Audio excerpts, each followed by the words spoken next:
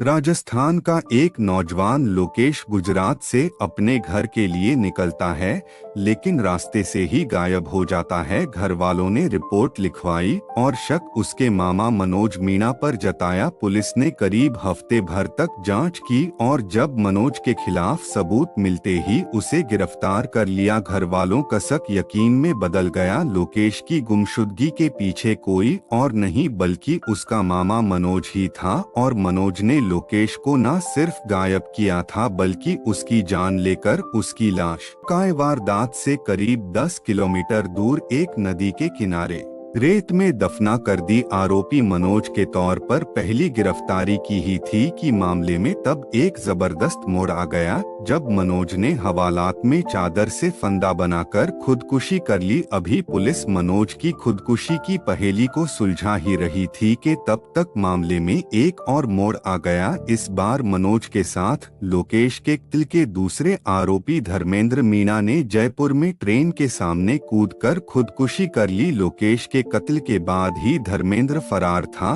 और पुलिस उसे तलाश ही थी। धर्मेंद्र मीणा मनोज मीणा का साला था। 11 अप्रैल से 25 अप्रैल तक महज 8 पहेली ने एक एक कर 3 जाने ले ली। कत्ल की वजह जाहिर है। अब सबसे बड़ा सवाल यही था कि आखिर मनोज ने अपने साले धर्मेंद्र के साथ मिलकर अपने ही भांजे लोकेश की जान क्यों ली और कत्ल करने के बाद दोनों जीजा साले ने एक दिन के फासले पर खुदकुशी क्यों कर ली। तो इस मिस्ट्री को जानने से पहले एक वीडियो सामने आया। वीडियो किसी और का नहीं कि उसी लोकेश का है जिसका कत्ल हुआ और वे वीडियो कत्ल से ठीक पहले उसके कातिलों यानी उसके मामा और उसके साथियों ने शूट किया। तो चलिए अब आप असली कहानी सुनिए। असल में मनोज गुजरात के अंकेश्वर में रहकर काम करता था, जहां कुछ साल पहले उसका भांजा लोकेश भी पहुंच गया। लेकिन वहां पहुंचने के बाद उसने रिश्तों की सारी मर्यादा तोड़कर अपने मामा मनोज की पत्नी यानी अपनी मामी के साथ ही रिश्ते बना लिए